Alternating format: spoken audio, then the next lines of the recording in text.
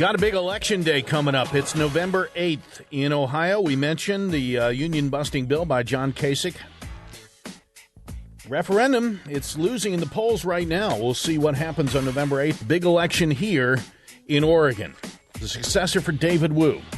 Republicans and Democrats having a special primary on November 8th. And joining us now, one of the Republican congressional hopefuls, Jim Greenfield. His website is greenfieldforcongress.com. Jim, welcome to the show. Actually, it's jimgreenfieldforcongress.com. Oh, it's Jim Greenfield. I'm sorry. That's okay.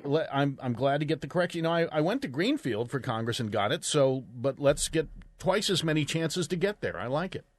Jim, you have said in your speeches, and by the way, thanks for coming on the show. I appreciate it. Oh, no, I wanted to come on. Okay, good. I wish Rob Cornelius would come on. Yeah, he's a wimp. Yeah, what you've said about him, that he's not conservative enough, because one of the reasons you cite is he won't sign Grover Norquist's pledge not to raise taxes. You said in one of your speeches, you don't want to balance the budget over 10 years. You want to do it right now, and you want to do it with no tax increases. Tell us specifically, because I hear Republicans like, Congresswoman Blackburn in Tennessee talk about spending, but they never get specific about what they would cut. How would you balance the budget right now?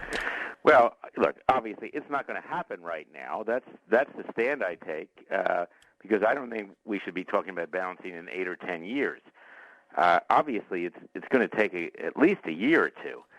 And that would be the most optimistic assumption. But what I would do is I would start with the Constitution and say, well, what functions of government does the Constitution authorize? And then those functions which the Constitution doesn't authorize, you start phasing out. Well, you've said and that's 2/3 of what the federal government spends money on. Okay, but 12% of the budget, only 12%, is domestic discretionary spending. Only 12%. And you've said you want no FDA, no regulation and supervision of food safety, prescriptions, vaccines, medical devices. You want no Centers for Disease Control so that if there's a life-threatening virus, we're on our own. You want no air traffic controllers. How can we do that? I never said that. You want to hear 17 seconds from your website, Paul? Yeah, go ahead. Let's listen. I want to balance the budget now. And that's going to mean cutting. I want to get rid of entire agencies that are damaging our economy, the Department of Energy, the Department of Education, Department of Transportation, Health and Human Services. We can get rid of all these agencies. We don't need them. Well, the Health and Human Services Department, one agency is the FDA. Part of the Transportation Department is the FAA, where air traffic controllers work. What do you say? Well, I didn't say the FAA, first of all. And you said the Department of Transportation. Hello, yeah, I didn't say get rid of the air traffic controllers. I didn't say get rid of the Center for Disease Control. I didn't say get rid of the FDA. Now, if you want to talk about where I stand on those issues, I'd be happy to tell you. Okay, let's have a conversation, Jim. Okay. The FDA is an agency of Health and Human Services. The Centers for Disease Control is an agency of Health and Human Services. You said you wanted to eliminate Health and Human Services. I do want to eliminate Health and Human Services. The Center for Disease Control, I think, No, it's an agency of Health and Human Services. I can tell you now. I understand that. Well, what would you do if you want to, explain it to me? We're listening. If you ask me a question, would you be willing to give me time to answer it? Go ahead. Okay. Center for Disease Control actually performs a useful function. And so I certainly am not going to say, let's abolish it now. If you are going to phase an agency like that over time, you have to allow time for private sector institutions like nonprofits to take over that function. So that's something like that. No, I'm not going to come in and just wholesale just cut everything immediately. You have to be rational about it. You've got these institutions that have existed for decades. You can't just come in and suddenly eliminate them. But you do need to look at which ones are performing useful functions and which ones aren't. And I would start with the ones that aren't performing useful functions. Okay, Jim, I heard your answer. Okay. But everyone heard that 17-second clip I just played, and you didn't say that there. You said you wanted to balance the budget now. You would start by eliminating energy, education, Health and Human Services, and the Department of Transportation. So that's great rhetoric out there, but I think if you're running for Congress, people need to know, not just from sound bites, what you're going to cut. Okay, look, do you want to get into the substance of what I think? Well, go ahead. Okay. you certainly the air traffic controllers could be privatized. There's no reason why you couldn't, over a period of 2 or 3 years, allow the airlines to set up their own system for managing traffic control. And what happens if that could definitely be, that's a function of government that could now definitely let me be respond. privatized. What happens if that private company like AIG or Enron files for bankruptcy or goes out of business, and someone's on a plane somewhere and suddenly there's no air traffic controller? What happens if United Airlines and Southwest all go out of business and nobody can fly on airplanes anymore? Yeah, that's true. There'll be some other airline to take the place, but exactly. You cannot have an airline industry overseeing something that should be part of the commons. It doesn't work that way. Well, you say it should be part of the commons. Right. I guess we don't agree. All right, let me ask you this. Yeah. You've railed also against regulations. You say we're over-regulated. Absolutely. And would you use the EPA as an example of that?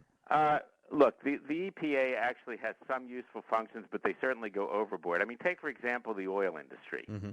We've got regulations now that prevent American oil companies from drilling for oil and gas in the United States.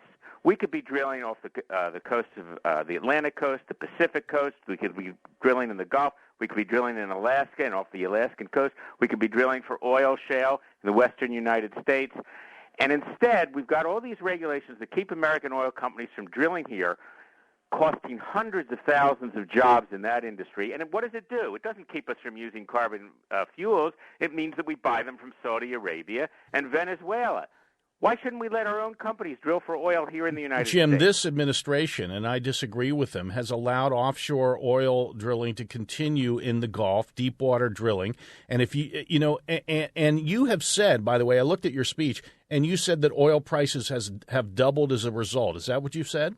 Well, it depends on when you start measuring from. Well, I mean, but they've gone up, right? Well, they've certainly gone up. They've doubled over the last few years. Why? It's supply and demand. No, it isn't. It's speculation. 75 cents of every gallon is from speculators. If you don't believe me, go to the CEO of ExxonMobil who agrees. Would you end oil speculation on Wall Street? No, I don't agree with your premise.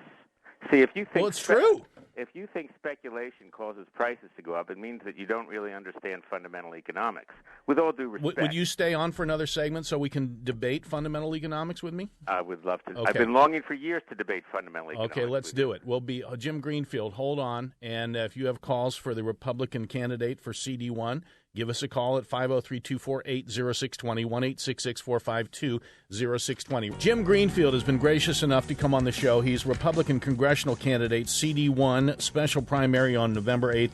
Jim Greenfield for Congress.com if you want to read more. Jim, thank you for being here.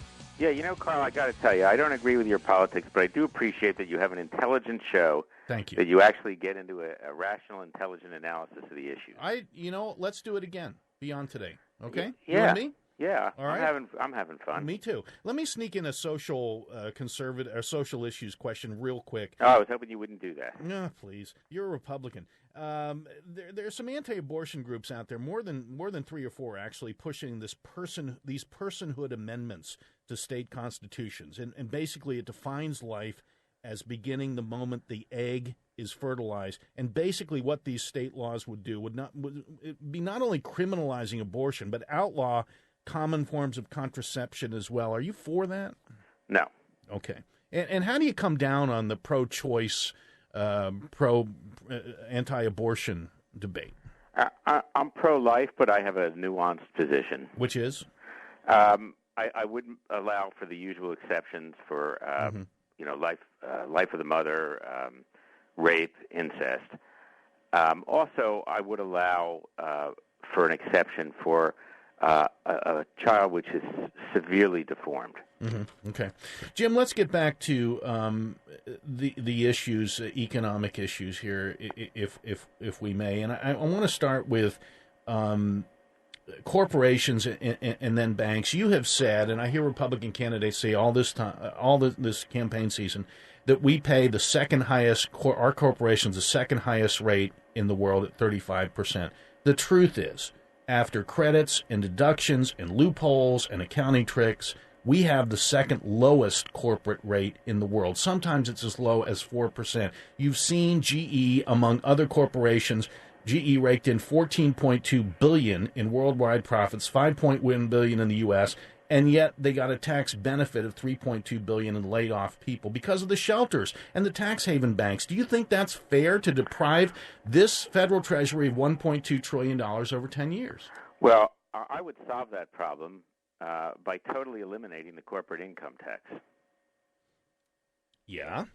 Yeah, because you see, to me, it doesn't make sense to tax the institutions which create all the wealth of our society. Mm-hmm. And notwithstanding, your somewhat leftist views and those of your audience, let's face it, it's not government bureaucracies that create wealth. It is corporations. This is still, to a large degree, a capitalist society. And the corporations create the cars, they create the houses, they create the clothes, they create all the electronics and video equipment and the food, and they create all the wealth, and they hire most of the people in our economy. Unfortunately, the government employment has now risen to 19 million, but most people are still employed in the private sector. But if you tax those corporations, they have less money to build new plants, build new equipment, hire new people, and allow the economy to grow. So I would completely eliminate all corporate taxes. And by the way, Carl, you probably know this, there's almost $2 trillion in American corporate profit that's been earned overseas that they do not bring back into the United States because they don't want to be double taxed. If you got rid of those taxes, that money would come back into the U.S. and stimulate our economy. Allow me to respond. Sure. Okay. Here's the flaw in your logic, and I've heard you use the fact that there's my logic? Yeah, that there's 19 million public sector jobs in this, and you're counting federal, state, local, right? Correct. 19 million, and you also say there's only 11 million manufacturing jobs. Correct. Here's the flaw in your logic: teachers and police officers and firefighters and public health officials, those are great jobs. And you never take into account, it seems, on the right. You say, the wealth creators. But how can those companies create the wealth, Jim, without education and its trained and skilled workforce and infrastructure and roads and a legal system, which our teachers and police fighters and firefighters and public health officials provide for us? You have to have those for any company. And I just don't understand why corporate profits are up. If what you're saying is true, that we just take off the regulations and there'll be jobs, where are the jobs? We had Bush tax rates, pre-Bush tax rates that were fine for the economy, and we had a great economy, 26.6 million jobs under Bill Clinton. In fact, in the 1950s, the top marginal tax rate was 90+%, and we had annual average growth in this country of 4%. What you're saying doesn't make sense. Well, okay, you just hit three topics there. Go. So your first topic, teachers, firefighters, and police. Right. Okay, I'll tell you what. Why don't you and I stipulate something to agree on common ground? Let's not get rid of teachers, firefighters, and police. The public employees that I have a problem with, those are traditional functions. Government has been performing those functions for hundreds of years. My problem is with the bureaucrats. My problem is with the people whose job primarily is to redistribute wealth, to take it from people to earn it, and then give it out to whoever the government happens to be favoring, whether it be poor people or bankers. And I'll bet you we could have common ground on that. Yeah, but how about no more bank bailouts? Right, I agree with you. But here's the problem, though, when you talk about redistribution of wealth as government's doing it. We've had the redistribution of wealth in the last 30 years. It's gone from workers to the top because transnational corporations, the ones I guess you support, have rigged the rules, Jim. They are the ones that have allowed 1% in this country to own 40% of our wealth. As I said earlier on the show, the market is not divine. The market is a human creation. Market outcomes depend on the health of human institutions, including government, to make them fair. I'll ask you a specific question. With the healthcare debate, would you subject these private health insurance companies, WellPoint and all of them, to antitrust laws? Okay, hang on a minute. You're covering so many topics, and then because you're the host, and I've been a host, so I know how that works. You get to control what I get to respond to. So you're kind of shotgunning with all these different things, and then you limit my response to a particular thing. Well, you just took up some of your response. So let me respond to what you said. Your idea of redistributing wealth, apparently, I gather, is that the market redistributes wealth. When I say redistributing wealth, I'm using the term in exactly the opposite, to mean exactly the opposite, which is government redistributing wealth. Now, I'll grant you that markets aren't perfect. If a free market system produced utopia, we wouldn't have socialists. No, you're not saying. What I'm saying is that redistributing wealth to me means the market allocates resources a certain way according to how people perform in the marketplace. When government comes in and says, well, we don't like the results of that, so we're going to take money from everybody. It's just not government, Jim. To certain people or institutions, that's redistributing wealth. Let me make it clear. It's just not government. When I say the market, I want an arbiter to make sure people have fair opportunity in the market. And it is not just government. It's the money of these transnational corporations that have corrupted the market with their nexus with Congress. That is the problem. We got common ground there, too. Okay. I don't like the corruption of the system by special interests either. Hey, let's leave it there and do it again. You got it. Hey, Carl, I really enjoyed it. You're a great debater and a very worthy adversary. Thank you, Jim, and good luck in the primary. Jim Greenfield with us. Jim Greenfield for Congress.com. I think it's great to have a Republican on from time to time to get to some very philosophical differences here when we throw around subjects like markets and redistribution of wealth. I always welcome that debate.